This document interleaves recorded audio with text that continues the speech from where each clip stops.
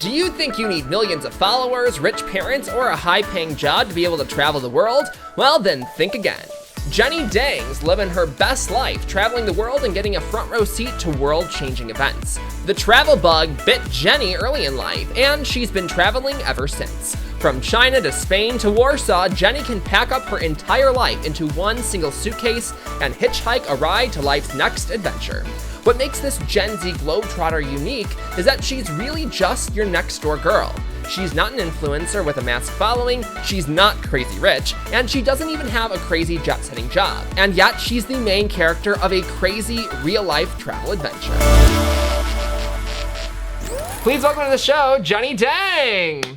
Thank you for having me. Well, Jenny, what I found so inspiring about your story is that you are a world traveler, but you're not a big viral influencer world traveler. So many times in 2021, we see these videos of people with millions of followers on Instagram or tens of thousands of followers on Instagram, and they're leveraging that following to travel. And that's not realistic for most of us. But what you've been able to do is craft a career, really, or a lifestyle of travel and being a world traveler without having that large following. And it's not necessarily something that every single person can do, because we can't all do the same thing. But if somebody's driven enough, they don't need that following to go and pursue the lifestyle that you're following. So with that said, Jenny, when are you most happiest? I'm happiest when I'm on the move, when I'm going from place to place, when I'm meeting new people, when I'm kind of a little bit uncomfortable, but comfortable at the same time. You know, people say it's good to be at the edge of your comfort zone. So kind of you're stepping out there, but you still feel safe enough to explore. And that's when I'm most comfortable, is around new people. Yeah, around new people and learning and experiencing new things. So with that said, how did you first get into traveling? You told me it was studying abroad. So then how did you first get into that studying abroad experience? What was that like? Well, the very first time was all the way when back in 2006. I was 5 years old. My parents kind of just sent me off to China, to Beijing, China, to live with my aunt. And I stayed for a school year. I went to first grade in China. And that kind of just kicked me off. I mean, it was difficult as a 5-year-old to kind of adjust to everything, to learn a new language, kind of try and get used to a new culture. But once I did that, I guess I wasn't afraid to do anything after that. So I started to find opportunities for myself. That first time, it wasn't my choice. But after that, going abroad, every time was my choice. So how many times, so when you're 5 years old, you're studying abroad, like pre-kindergarten almost, in China. So then what was the next experience for you of making that decision to study abroad? The next time was when I was 15 years old. I was in my second semester of high school. I was kind of done with high school by then already. And so I felt like I needed a change. So it was a really spontaneous decision. I'd actually missed the cutoff date to study abroad. But it took me about a month to get everything in order. And I just decided, why not head off to Spain and start a new chapter. And so when I was 15, I went abroad to Spain. And then it worked out so well for me that when I was in college, again, second semester, freshman year, I decided to go abroad. And I chose Ireland. I chose a small town called Galway. And yeah, I went abroad again. So then, since that time, is it like basically every year you try to make a trip where you're studying abroad or you're traveling abroad? Yes, I try to volunteer because it's a great way to meet people. And a lot of times, there are some perks associated with that. So yes, every year, at least once, I try to do something where I'm able to travel and, see something new. So break that down to me, because what you explained to me on the phone was so incredibly unique and smart and wise. And you hear all these people saying, here's how to become a millionaire by the age of 30. And it's like, who cares about money if you're just sitting in a cave all day? What's money going to do for you? But for you, you found a way to create a lifestyle of a millionaire almost by using your talents and skills to generate opportunities for yourself. So when you're saying every year you try to take a trip, you're not saying, every year you're working, making money, and then saving up to go spend a week somewhere. You're saying you take a trip, like you'll go for weeks, if not months at a time and study and travel abroad, correct? So tell us exactly, break that down, how you do it, what goes on, how do you get those opportunities? Because to me, I hear she spends a month or two traveling abroad. Oh my goodness, how could she ever afford that? Yes. Okay. So for me, like you said, when I travel, it's for extended periods of time, but it's not like I'm going from city to city, trying to see things. For me, it's not necessarily about the sightseeing. I mean, I care about it, and I love new places. I love the architecture and everything. But for me, it's about kind of immersing myself in the local community wherever I go. And so I like to spend time in the places that I visit. And so the way that I try to do that is I try to volunteer for like cultural or sporting events, these kinds of big events that are huge productions that that try to attract an international audience. And sometimes they do that by trying to attract international volunteers. And so there are sporting events like, Olympic qualifiers like the World Games, or big organizations like the International Ice Hockey Federation. And what they try to do is they try to get volunteers involved. So that, to hype everybody up, to get more countries involved. And so also to I translate, volunteer which is for what you it. have the skill for. You translate. Yes, Explain that. exactly. Explain I that to volunteer to people. translate. Yeah, so I volunteer to translate because I speak 3 languages. I learned Mandarin I've been speaking Mandarin my whole life. I learned Spanish while studying abroad in Spain. And of course, I have English. So it comes in handy. Everywhere I go, people need translators because these kinds of international events, you've got athletes competing from all over the world. And so usually they need like a liaison or something like that, a team lead or something to kind of help communicate with the organization, because the local organization, when I'm volunteering abroad in Poland, they don't necessarily speak Spanish or Mandarin, and so I'm kind of that person for them, and I help to coordinate things to make things easier, and I go around translating, and I'm part of this team of other really cool individuals, media, photography. Everyone has a different skill set, and we all come together to make the sporting event work. And so when you say volunteer, they don't necessarily give you money, pay money to you, but they house you, they feed you, they give you transportation, which is the main cost, the brunt cost of traveling, which allows you to stay at these locations for an extended period of time. And really, once you get your flight getting there, there aren't additional costs associated, correct? Correct. They coordinate everything. And I think for anyone that's worried about safety, this is really nice because there's somebody to meet you right when you get off the plane at the airport. And so I've really, even though I say I travel alone, it's very rare that I can even get a second alone. Because the minute I show up, somebody picks me up from the organization. They take me to the accommodation. The accommodation is covered for the duration of my stay. And then the moment that I get there and I sign in and everything, I've already met people. I've met people coming from around the world. And it's like, I've already made friends. So it's very cool to be able to do that and to have those perks as well. Yeah, how did you find that first opportunity? Because this didn't like just pop into your head. Like you stumbled into it, I'm sure. I did stumble into it. I was actually, while I was studying abroad in Spain, the local ice hockey federation, they were the hosts of the 2016 IHF Division 2A championships. I know it's a mouthful. It's not important. Lots of letters and but numbers. Yes, and that's just what the event was. And so one of the teams that were competing was Team China. And they're like, well, there's 12,000 people in our small town of Jaca, Spain, and not a lot of Mandarin speakers. Would you be willing to help us out? Would you be our translator? And see, the funny thing is, the Chinese team had brought in their own translator, but she only translates from Chinese to English. And there are Spanish-speaking individuals who also speak English, but they couldn't understand each other. They couldn't understand each other's English. And so they're kind of just looking at each other dumbfounded, and they're like, will you help us out? And I was like, of course. And it was kind of intimidating for me because I'd only been in Spain for maybe less than 3 months. And my Spanish, it was in the works. And so I kind of showed up on the scene, and for about 2 weeks, I was the liaison for the Chinese team. I took them everywhere: the bank, the barbershop, the wine store, anywhere that they needed to go to be, all their meetings, their transportation. I coordinated everything to the best of my ability as a 15-year-old.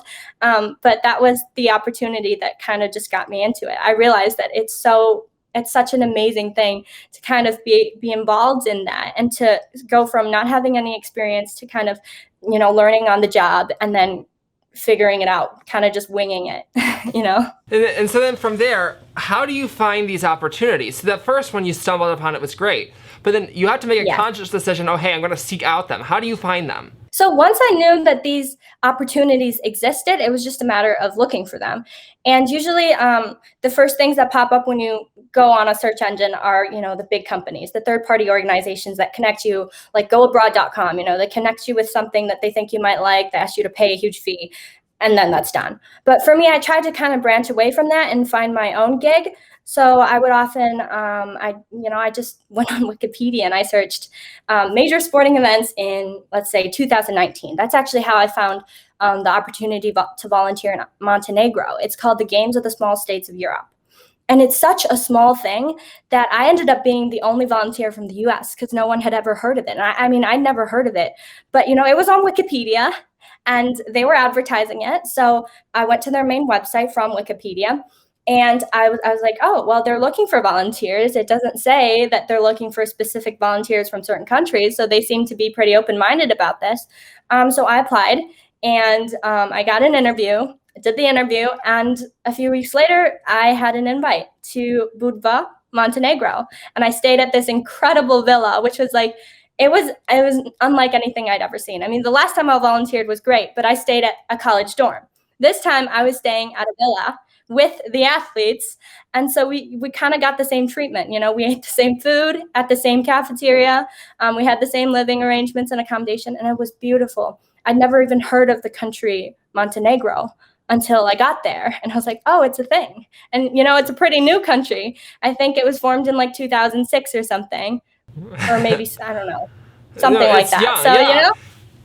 That is nuts. And the thing is that this is once you go once, if they have the same sporting event there every year, then it's probably easier for you to just, hey, reach out to the contacts again and go again. Inspired to pack up and hit the road? Before you head off to your wild globe-trotting adventure, hit that like button, subscribe, and turn on notifications. Whatever corner of the world you're in, you'll always be able to find original, engaging Gen Z content for Gen Z on my YouTube channel. So I just want to get this as a clear baseline because it was a question that's in my head and I want to like answer it so that people like don't be like, oh, she's just a rich chick, blah, blah, blah, you know what I'm saying? So here.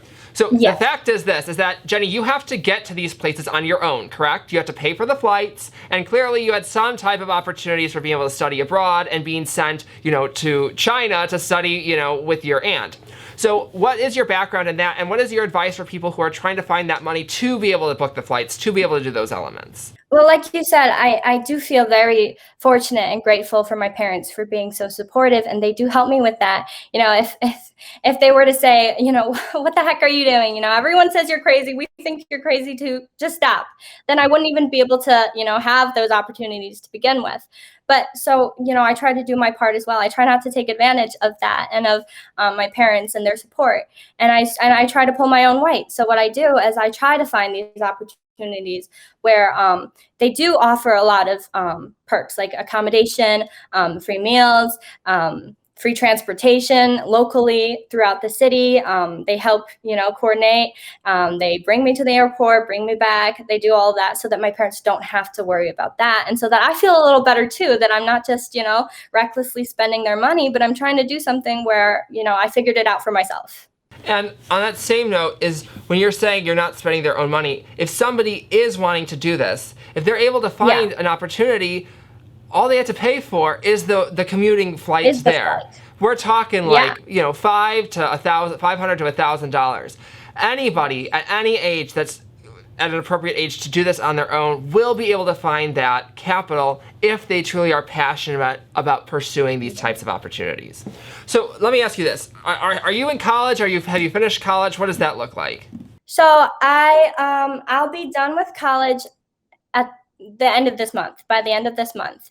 So I was in college. I started college August of 2019, but I decided to graduate a little bit earlier. I studied philosophy, great major, by the way. And then I was in college. I felt like I did the college thing, got most of the experience. And so I decided to kind of just graduate a little bit earlier, 4 semesters. Yeah, I was the same way. I was the same way. I did a year early, Really? not quite 4 semesters. Yeah. It's funny how Same we all thing. attract each other. We all attract each other. Yeah, Kat, the yeah, person, my exactly. booker who booked you is graduating early. You're graduating. We all. It's like this graduate early, be successful kind of thing. Well, I'm interested in when you go into the job search. Are you going to be looking for remote jobs that allow you to still do this, or are you going to take a backseat to traveling and pursue, a career that is more like in-person, like career focused? I'm trying to keep my options open. I feel like there are so many opportunities to explore kind of the digital nomad thing and, being a freelancer. I mean, for me, with my languages, I think one of the best opportunities is maybe, to teach English. And especially with COVID going on, everything's online now. So there are these, websites that kind of that are looking for people who are willing to teach English online and stuff. So that's an avenue. But then I'm also considering moving to Portugal, which it really did kind of come out of left field. But I was also thinking I could go to Portugal, try to find a job there. Maybe, I don't know, in the tourism industry, since, I love that thing anyway, that kind of thing anyways. So for me, it's just whatever works. I'm going to try everything. I love that. Yeah, you're going to try everything. So I have a question here. If somebody is lost and they feel stuck and like they have nowhere to go and they don't know what to do, what advice do you have for them to find and pursue their passion? I think, like, if you're feeling stuck and it kind of starts in your head, then it can kind of end in your head. And so once you kind of, it's good to be able to acknowledge that, but then to not linger on that and to keep going. And so, ask yourself, what can I do next? What do I do to get unstuck? It's kind of like a problem solving mechanism to get you through it. And I think that, it does work. It sounds like, people always say, well, just do it. Follow your dreams. What do you want to do? But really, if you're lucky enough to be able to ask yourself those questions, then I say answer them sincerely and go from there. I have a question. When we were on the phone, you read a piece from your own diary, your own journal. Do you have that available, and would you be willing to share that again with us? Because I found it so impactful. And I'll tell you, Jenny, I was feeling down from work that day. And after we had a conversation, It was like this juice up. I'd really love to share that with the audience. Sure. Okay. You want me to read it to you? Yeah, read it to me. Take your time. Pull it up. So I wrote this just a couple of days ago, maybe last week. I was feeling a little trapped too. So this was kind of for me as well. And it goes, well, if you're feeling trapped, think again, because it's the thinking that makes you feel that way. Nothing has to change in your life for it to be better. Nothing except for you. And so I'm a big believer in that, your attitude and your mindset, that's where it all starts. And it's not necessarily that a situation has to change. I think it's more impactful if the way that you look at something changes than if the thing itself actually did change. I get like chills down my spine because it's so true. Oh. And I know I don't say that and just people listening to this like another LA person. She's not an LA person. You're not an LA person. I'm not an LA person. I'm a Midwestern guy from suburban Chicago. You're a Midwestern girl from suburban Chicago. But the fact is that we change that mindset and we give ourselves permission to pursue things that other people say are crazy. Okay? People call you crazy for you're going by yourself to a random country that nobody's heard of, without any money, and they're just gonna magically take care of you. What? That makes no sense. But you said, yes, it does to me. You're gonna pursue it and you make it happen. And you're getting experiences that other people aren't having the opportunity to experience.